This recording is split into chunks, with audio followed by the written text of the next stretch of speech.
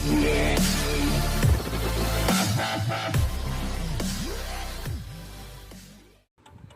guys, in this tutorial video I'm gonna show you on how to make a concept like this game Starman I made with my friend. So we need to take two molecules, and then if it is right, so the player can pass. Hello guys, in this tutorial video I'm gonna show you on how to make a concept on Starman on Counter 2. So here I make a new SD landscape, and then create a new sprite player. On here I colored it into purple and then scale it down. So I add a behavior to 8 directions, so I can move right, left, up and down. Then I want to create a new sprite called item. So this is item there where the player can pick up. So I create an item with a scale 100 over 100 pixel. So it is smaller than the player. So I colored it red and then duplicate the frame and then colored it into green. And then I'm gonna change the animation speed into 0. So it is just an frame, not animation. So I scale it down. Then the red thing is the false item, and then the green is the true item. So I just copy and paste. Don't clone it. Do not clone it. So just copy and paste, and then change the frame into 1. So we want the one frame is the right molecule, and then the 0 frame is the false molecule. So it works normally. And then now we want to pick up the item. So to do that, I want to add behavior into the item, pin behavior, and then the pin behavior will be added into each of the sprite. So here what I want to set now is when the player collide with the item, so we want to pick up the item. So when the player collide with the item, I want to pin the item into the player, so the item will be stick to the player. So let's test this. As you can see, when the player collide with the item, it will pick up the item. But we want to check if the player has picked up the item, so the player will pick up one item each. So here I want to create a new variable for the player. So here I create a new variable, boolean variable, so it is true or false, and then is the player holding an item. Then I'm gonna take it into the event system and then check if this player has an item. If the player is not holding an item, so I want to pick up the item. So it will holding one item. And then I'm gonna set the boolean into true if the player is holding an item, so it will not holding too much item. And then let's test this. So as you can see, the player can hold one item at once. And then I'm gonna create a new object sprite called wall. You can use 9 patch if you want to, and then this is just for the tutorial, so I'm gonna color it to blue. So here I'm gonna scale it, and then what I'm gonna do here is this wall is gonna be solid, and then this wall is gonna have a variable where if the two item to right item touching the wall, so I want the wall to be destroyed. So I create a new variable, and then what I'm gonna do here is check if the player collide with the wall. Click on the player and then on collision with the wall. So if the player is holding an item, we want the item to be destroyed.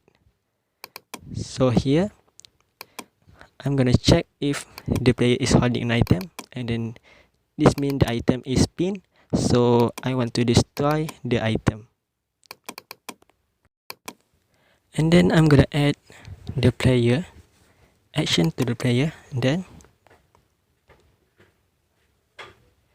the players will set boolean into holding item into false, so the player, if the item is destroyed, so the player can holding one more item. So let's test this. As you can see, if the player collide with the wall, so the item where the player is holding is destroyed. So I want to set if the player holding the right item, it will destroy the item and then destroy the wall. If the player is holding the wrong item, I want the wrong item to respawn into the normal position, the start position.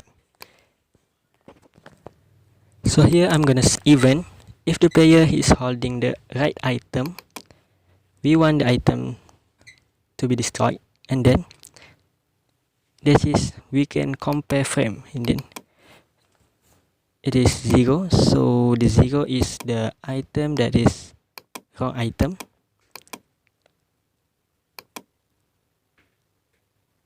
And then I'm gonna take a note, 0 is the false item, the wrong item, 1 is the correct item. And then add action to the wall.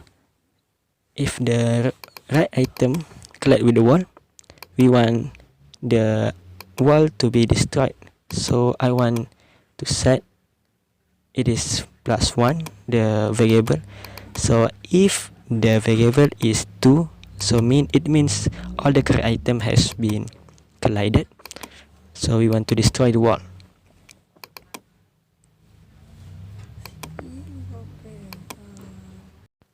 So if the red item is the correct item, if I push into the wall, so the wall will be destroyed. So I'm gonna change this to 1, so this is the correct item. So we're gonna test this. If the false item collided, it will be destroyed, but the wall will not be destroyed. And then that's it. So here, what I'm gonna do here is, if the wrong item will collide with the wall, so it will move into the start position. So I'm gonna add a new sub event, just copy and paste, and then if the item is animation frame is 0, so it means the wrong item.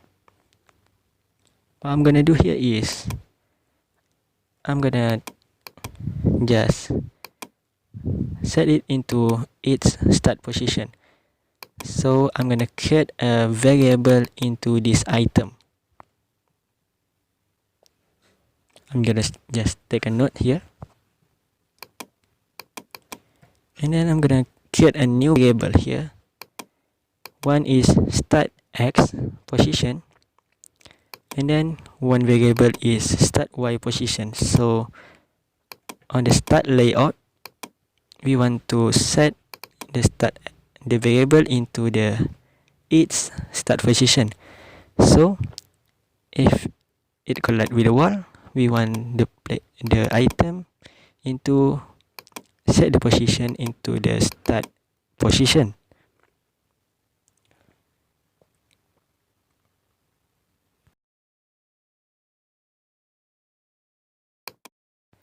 So I'm gonna start a new event here. When the game started, we want to set the start position into its start position. So set the variable into self.x and then self.y. So it will move into the start position. And then let's test this. Oops, I think I forgot something here. Because this is pin, so I want to unpin the object. And then let's test back. Make sure the unpin is above the set position. We want to unpin it first and then move it into the start position.